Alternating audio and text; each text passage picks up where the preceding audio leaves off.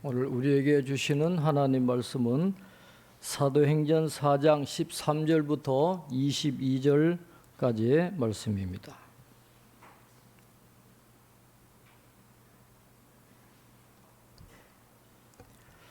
사도행전 4장 13절부터 22절까지 우리 한 절씩 교독하겠습니다.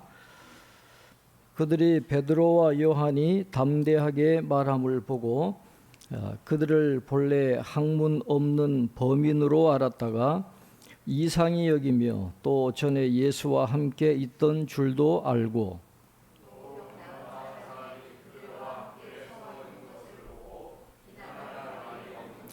명하여 공회에서 나가라 하고 서로 의논하여 이르되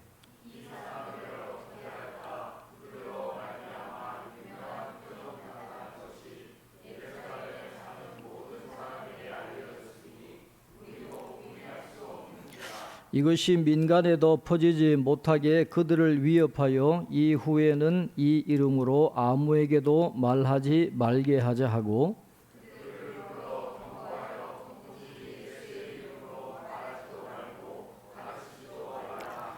베드로와 요한이 대답하여 이르되 하나님 앞에서 너희의 말을 듣는 것이 하나님의 말씀을 듣는 것보다 옳은가 판단하라.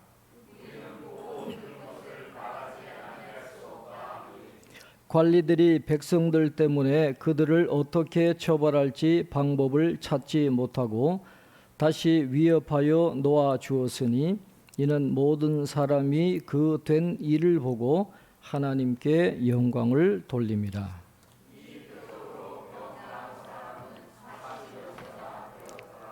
아멘.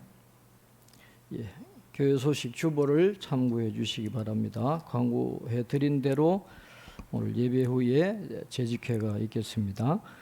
이번 토요일 날 10시부터 상하 1차 지금 이사를 많이 가고 있는데 뭐 복잡한 과정이 또 있나 봐요. 또 총회를 또 한다 그래서 우리 교회에서 상하 1차 재건축 총회가 진행되겠습니다.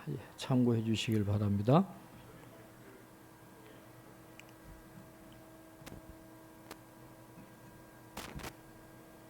켰는데 불이 안 들어오네요.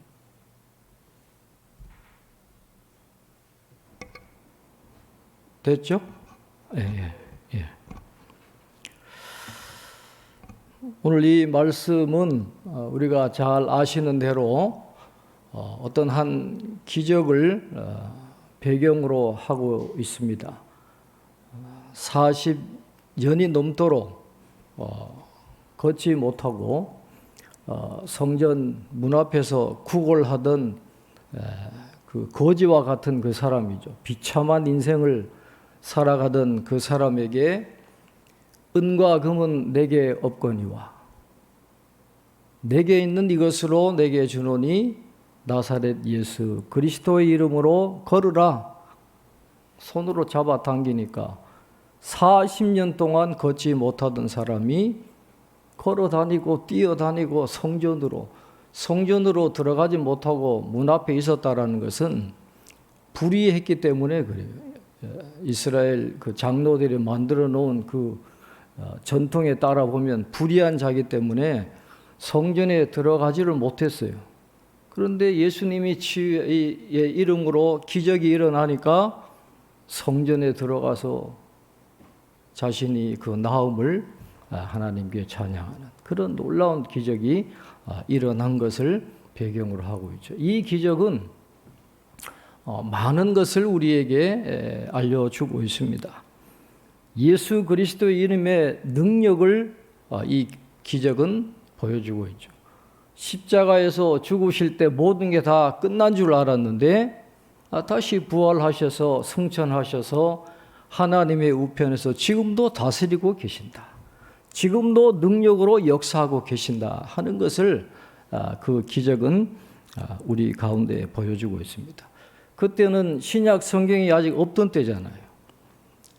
참고할 만한 글도 없고 예수님이 돌아가신 지 얼마 되지도 않은 그때니까 교회가 세워질 그때니까 성령이 강하게 역사하시는 거예요. 사도들이 전하는 이 복음, 예수님에 대한 이 복음이 진리라고 하는 것을 뭘로 증명할 수 있겠어요? 기적을 베풀어 주시는 거예요. 치유와 은혜를 베풀어 주시면서 이 초대교회가 폭발적으로 성장하는 그런 계기가 되는 것이죠. 지금도 선교 최전선에는 이 치유의 기적이 많이 일어납니다. 인도, 저 아프리카, 동남아시아, 특별히 중국은 어느 교회 보고를 보면 그 교회의 교인들 90%가 치유의 기적을 경험하든지 악령에서 해방되든지 그 기적을 경험한 사람들이 모여서 교회를 이루는, 이게 중국의 교회가 폭발적으로 늘어난 이유가 어디에 있느냐? 이 하나님의 기적이 그곳에 나타나니까 그걸 보고 이 교회가 폭발적으로 성장하게 되는 것처럼 초대교회도 뭘로 능력을 증명하겠어요? 기적을 통해서. 안진뱅이가 40년 걷지 못하던 이 비참한 인생이 일어나는 이런 기적을 통해서 예수님의 능력을 보여주시니까 초대교회가 놀랍게 성장하는 그런 계기가 된 것이죠. 그리고 또 사도들의 변화된 모습 놀랍지 않습니까? 두려워서 문을 꼭꼭 걸어 잠그고 있던 사람들인데 오순절 성령 충만함을 받고는 이제는 담대하게 나갑니다. 복음을 전하는 이 사도들의 변화된 모습을 이 기적을 통해서 보게 되고, 이 사람들이 담대하게 복음을 조리 있게 능력으로 전하니까 이 사내들인 공예 사람들이 깜짝 놀라는 거예요. 그리고 그렇게 두려워하던 사람들이 공예 앞에 딱 서도 전혀 주눅이 들지 않아요. 평소 같으면 그런 사내들인 공회에 그 지도자들이 강압적인 자세로 모여있는 그곳으로 사람이 가면 이 사람은 위축될 수밖에 없거든요. 말할 수가 없어요. 입이 바짝바짝 타고 뭔 말을 해야 될지 모르는데 전혀 그런 게 없는 거예요. 그러니까 오늘 이 사내들인 공회 사람들이 오늘 그 제자들을 보고 뭐라 그럽니까? 오늘 13절에 보면 베드로와 요한이 담대하게 말함을 보고 그들을 본래 학문 없는 범인으로 알았다가 이상히 여겼다, 그렇게 이야기했어요. 세번역 성경을 보면 본래 배운 것이 없는 보잘것없는 사람들인 줄 알았는데 이렇게 똑똑하게 말 잘하는 걸 보고 놀랍다, 이상하게 여겼다, 그렇게 이야기합니다. 학문 없는 범인이라고 하는 말은 전혀 학력이 없다, 그런 뜻이 아닙니다. 베드로가 베드로 전후서를 썼잖아요. 글을 다 알아요. 학문이 있어요. 그러나 이게 뭔 말이냐 하면 비전문가라 하는 그런 뜻이에요. 랍비의 그런 권위와 랍비의 지식을 갖지 않은 사람인데 이렇게 똑똑하게 복음을 전하는 것을 보고 참 놀랍게 여겼다, 그렇게 이야기합니다. 예수님 당시에 그 유대 나라의 교육 체계를 보면은 5살부터 10살 때까지 교육 기간이 베트세페르라 그래서 체계집이라는 그런 교육 단계가 있어요. 5살부터 10살까지는 주로 회당에서 히브리 성경 토라를 배웁니다. 그래서 쓰는 법, 읽는 법, 그리고 이 토라 가운데 몇 구절을 암송하는 훈련을 아주 하는 초보적인 단계예요. 5살부터 10살까지. 그 다음에 10살부터 14살까지는 베트 탈무드라 그래서 학습의 집이라 그래가지고 토라뿐만 아니라 예언서, 성문서 모든 구약 성경 전체를 공부를 하게 되고 또 유대 전통과 율법 해석을 배우게 되는데, 요때에 똘똘한 친구들 있잖아요. 똑똑한 친구들, 바울 같은, 사울 같은 그런 똑똑한 친구들 중에 랍비의 제자로 선발이 되는 거예요. 똑똑한 친구를 뽑아가지고 이 친구들은 어디로 가느냐? 베트 미드라시라 그래서 연구의 집이라 하는 곳에 입학을 해가지고 14살 이후부터 본격적인 이 랍비가 되는 교육을 받는 거예요.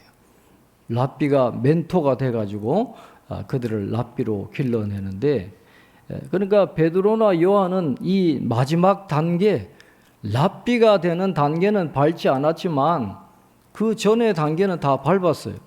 비전문가일 뿐이지 성경을 배우기는 배웠습니다. 그러나 이렇게 똑똑하게 담대하게 조리 있게 말씀을 전할 거라고는 상상도 못했죠. 어부니까 저 갈릴리 시골의 어부들이 이렇게 자기들보다도 훨씬 담대하게 똑똑하게 복음을 전하는 것을 보니까 참 이상하다 하는 그런 이야기를 하게 되는 것이죠. 하나님은 랍비를 쓰지 않아요. 초엘리트들 사용해서 제자로 삼지 않습니다.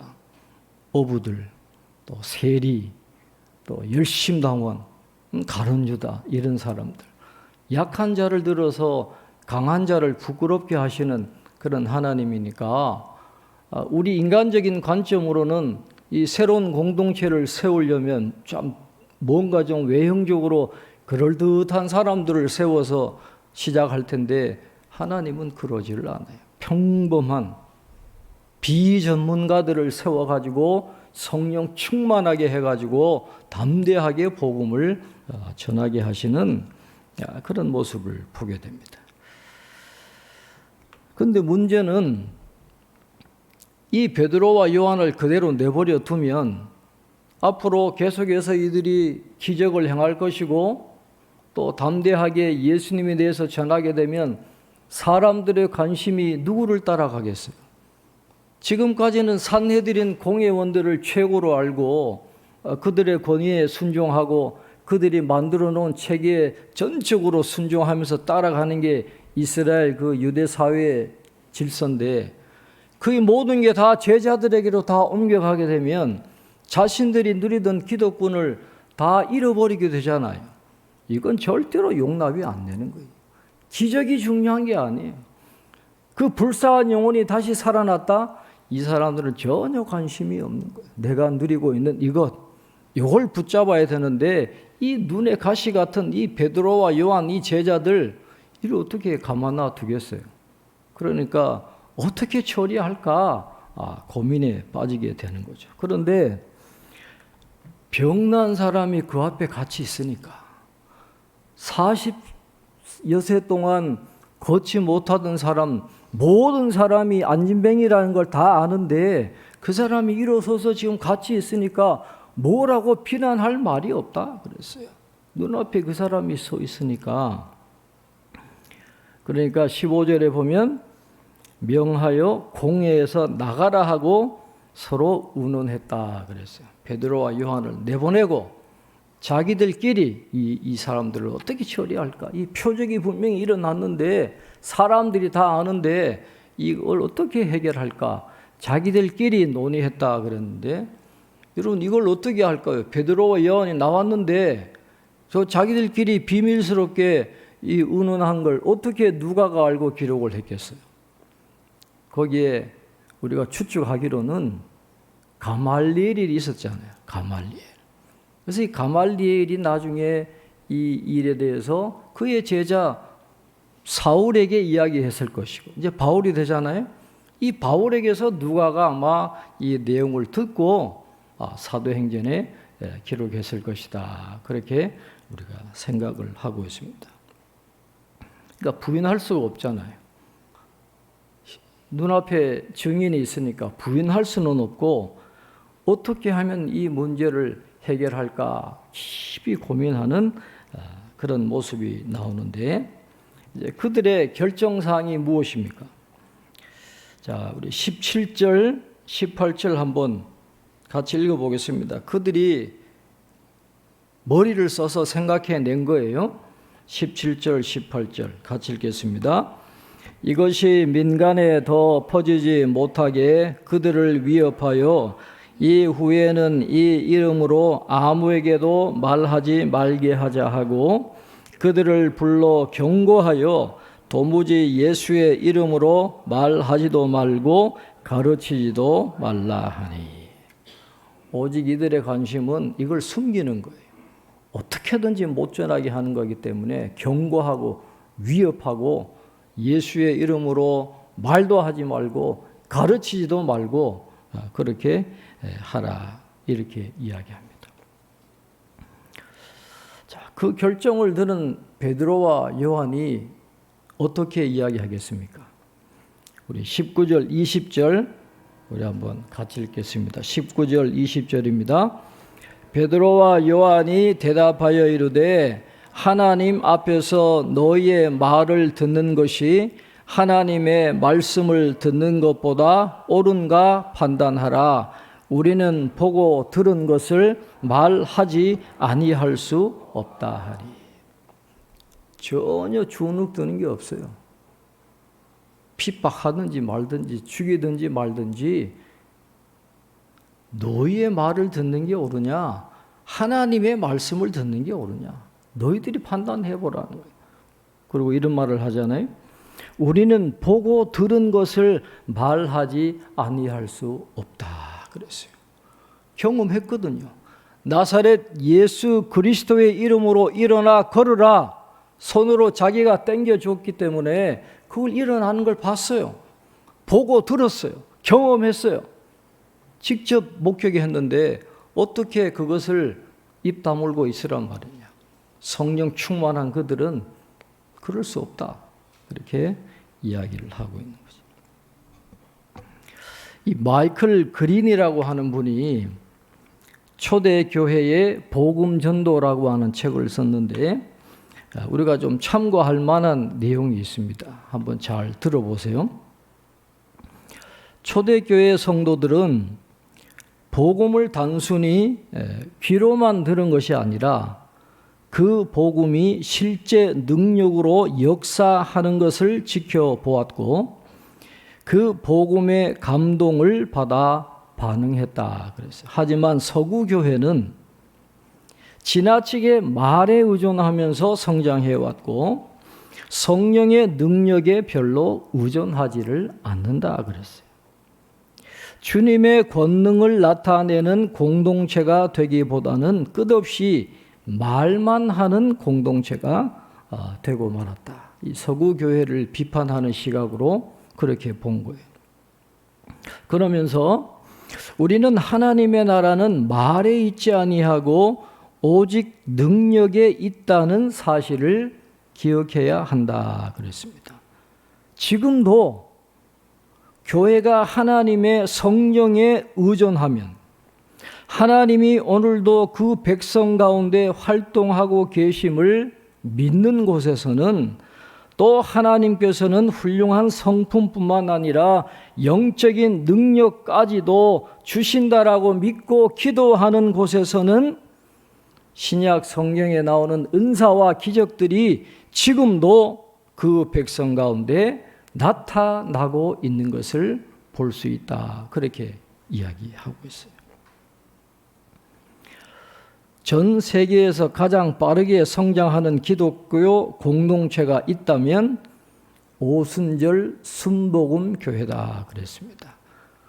오순절 순복음 교회는 지금도 성장하고 있는데 물론 그들에게도 약점이 있지만 그들은 성령의 역사를 무시하지 않는다라는 거예요. 성령의 역사를 믿으면서 기도하니까 치유도 경험하게 되고 하나님께서 새롭게 창조하시는 그런 기적들을 끊임없이 목격하게 되는데 그런 일을 통해서 오순절 교회만은 성장하고 있다. 그렇게 이야기합니다. 그러면서 이렇게 이야기합니다. 우리는 오랫동안 이런 은사들이 오늘날에는 더 이상 필요 없다거나 얻을 수 없다고 무시하는 것을 일종의 유행처럼 받아들여 왔다. 그렇게 이야기했어요. 그러나 이런 태도는 결코 바람직하지 않다라는 것입니다. 이런 은사들은 하나님이 복음 전도를 위해서 자신의 교회를 구비시키시는 하나님의 방법들 중 하나이기 때문에 이런 것들을 무시할 필요가 없다는 거예요. 지금도 하나님은 이런 역사와 기적을 나타내시기 때문에 그 가능성을 열어놓고 기도하라 그렇게 이야기합니다. 이 말씀을 준비하면서 제가 이 기적에 관한 책들을 많이 연구를 했어요. 특별히 그냥 뭐 우리가 기적을 체험했다 그런 단순한 수준의 그런 이야기들이 아니고 의사들이 의료 기록을 남겨놓은 기적들이 있거든요. 지금 의술로는 도저히 치료할 수 없는 그런 사례들을 이 신학자가 연구해서 집대성한 그런 책들을 쭉 읽어보니까 지금도 많은 대륙에서 기도할 때 놀라운 치유의 기적이 일어납니다. 그런데 제일 안 일어나는 대륙이 있어요. 유럽이라는 거예요. 유럽에서는 별로 기적을 체험했다는 보고가 별로 없어요. 잘 아시는 것처럼 유럽은 이 철학자와 사상가들이 하나님을 인정하려고 들지를 않아요. 특별히 이 기적을 배제한, 기적은 없다라고 한 사람이 있거든요. 이 스코틀랜드 사람인데 19세기에 데이비드 휴미라고 하는 사람이 있습니다. 이 사람이 서구 사상가들에게 많은 영향을 끼쳤는데 기적은 없다는 거예요, 이 사람은.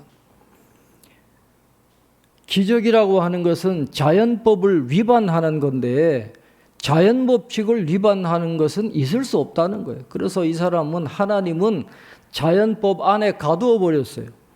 자연법을 초월해서 역사하는 하나님은 없다는 거예요. 그래서 기적은 없다. 근데 기적을 체험했다라는 목격자들이 많잖아요. 근데 그 목격자들에 대해서 이 사람은 뭐라 그러냐? 그 사람들은 정신병자이고 거짓말쟁이이고 무식한 사람들이기 때문에 그걸 인정할 수 없다. 그래서 기적은 없다. 그렇게 이야기했는데 이 수많은 서구 기독교 사상가들이 그 이야기를 쫓아가지고 하나님을 떠나고 기적은 없다. 그런 분위기가 유럽이에요. 그러니까 이 치유의 기적을 제일 경험하지 못하는 곳이 바로 유럽이다. 그렇게 이야기를 하고 있습니다. 그런데 여러분, 지금도 기적은 일어나거든요. 뉴질랜드에 제가 한 4년 살다 왔잖아요. 거기도 앵글리칸 처치, 성공회 교회가 많고 장로교도 있고 그런데 그 성공회하고 장로교 그 현지 교회 가보면요. 백발이 된 할아버지 할머니 몇 사람만 앉아있어요. 거의 다 그래요. 다 죽었어요. 그런데 유일하게 그곳에서도 부흥하는 교회가 있어요. 오순절 순복음 교회는 부흥을 하더라는 거예요. 최근에 간증을 들었습니다. 목사님이 간증을 해요. 집사람도 같이 들었는데 이분은 신학대학 총장도 하신 분이고 미국에서 박사학위도 받고 오신 분이고 KBS 교양악단 이사장까지 했던 그런 분이에요. 근데 이분이 갑자기 암 말기 판정을 받은 거예요. 그러니까 자기는 믿을 수 없다 이거죠. 그래서 우리나라의 대형병원 5군데 다 가서 다 검사했는데 다 한결같이 암 말기입니다. 더 이상 어떻게 해볼 도리가 없다는 거예요.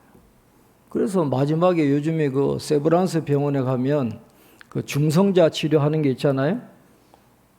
한 5,500만 원 한대요, 그게 치료받으려면. 그러니까 이 목사님이 그래요. 아이고, 병으로 죽는 게 아니라 돈 걱정하다 죽겠다. 5,500만 원 목사가 어느 돈이냐 거예요. 그래도 어떡합니까? 그거밖에 방법이 없는데. 그래서 언제 치료받겠다라고 예약을 해놓고 그 사이에 목사님께 안수기도를 받았어요. 아는 목사님께. 안수기도를 받았어요. 그리고 이제 치료 예약 날짜가 되기 전에 이제 마지막으로 최종 검사를 하려고 세브란스 병원에 가서 다 찍었는데 암세포가 없다라는 거예요. 암세포가 깨끗하다. 그 기계에 다루는 분이 집사였다는데 기절을 하고 나자빠지는 거예요. 목사님, 암세포가 보이질 않아요. 근데 이 목사님 하시는 말씀이 자기가 그렇게 치유됐다라고 간증한 뒤에 죽는 사람들을 많이 봤대요. 그래서 불안하니까 그럴까? 그래서 세브란스 병원에서 암이 사라졌다는 소리를 듣고 또 다른 대형 병원들 가가지고 다 검사를 했어요. 깨끗하게 났어요. 암이 없다는 거예요. 며칠 전에 직접 들었어요. 지금도 그런 역사와 기적은 예수님의 이름으로 일어나고 있어요. 그런데 그런 기적이 일어나도 안 믿으려고 하는 사람들은 절대로 안 믿는대요. 의사들도 자기 눈으로 뻔히 보잖아요. 이건 인간의 의술로는 일어날 수 없는 일임에도 불구하고 기적이라는 말을 하기 싫어가지고 기적이라는 말을 안 해요. 뭐라 그러냐? 오진했다, 오진. 처음에 진단을 잘못했다 이렇게 이야기하든지, 아니면 지금은 우리가 모르지만 나중에 의학이 발달되면 왜 이 사람이 치유됐는지 알게 될 거다. 그런 식으로 해가지고 빠져나가려고 그래요. 절대로 인정 안 하려는 그런 사람들이 있어요. 회의론자들은 절대로 기적을 인정하려 들지를 않아요. 일어나고 있지만 기적은. 오늘 보세요. 산헤드린 공회원들 보세요. 눈앞에 있잖아요. 그 증거가. 그런데도 믿지를 않아요. 여러분, 나사로가 죽었다가 살아났을 때 다 예수님을 믿었습니까? 안 그래요. 예수님을 죽이려고 본격적으로 모의한 사람들도 있거든요. 지금도 마찬가지입니다. 기적이 일어나도 믿으려고 하지 않는 사람들이 많은 것처럼 이 산헤드린 공회의원들도 그걸 봤으면 하나님께 회개하고 돌아가야 되는데 절대로 그러지 않아요. 21절에 보면 방법을 찾지 못했다 그래서. 방법이 어떻게 있어요? 표적이 있는데. 그들을 어떻게 처벌할지 방법을 찾지 못하고 다시 위협하여 놓아 주었다. 그렇게 이야기합니다. 그러니까 모든 사람이 그 된 일을 보고 하나님께 영광을 돌립니다. 그렇게 말씀을 하고 있습니다. 여러분, 표적은 사람을 회심시키지 못해요. 여러분, 기적 경험한다고 회심하는 거 절대로 아닙니다. 가끔 표적은 오늘 이 산헤드린 공회의원들처럼 믿음의 반대자들을 더 분노하게 만들어요. 그러니까 이 표적을 일으킨다고 해서 다 믿음으로 돌아오는 건 아니다라는 것을 오늘 성경은 우리에게 가르쳐 주고 있습니다. 이제 말씀을 정리하겠습니다. 오늘 마지막 절에도 보면 표적이라 그랬잖아요. 표적. 표적이라고 하는 말은 누구를 뭔가 가리키는 거거든요. 성경에 나오는 표적은 누구를 가리킵니까? 예수님을 가리키는 거예요. 우리 인간이 하나님의 나라에서 참된 복을 누릴 수 있도록 자신의 생명을 십자가에서 내어주신 예수님을 바라보게 하는 게 이 표적입니다. 그리고 지금 하나님의 우편에서 하나님의 나라가 완성될 수 있도록 계속해서 일하고 계시는 그 예수님을 바라보게 하는 게 바로 성경의 표적이에요. 예수님이 이 땅에 오심으로 하나님의 나라가 시작이 됐습니다. 완성되어 가고 있지만 우리는 아직까지 하나님의 나라의 모든 양상, 하나님의 나라가 약속하는 모든 복을 누리고 있지는 못해요. 40여세가 되도록 걷지 못하던 사람이 나사렛 예수 그리스도의 이름으로 능력으로 일어난 이 기적은 하나님의 나라에서 누릴 은혜의 맛보기에 불과하다는 것입니다.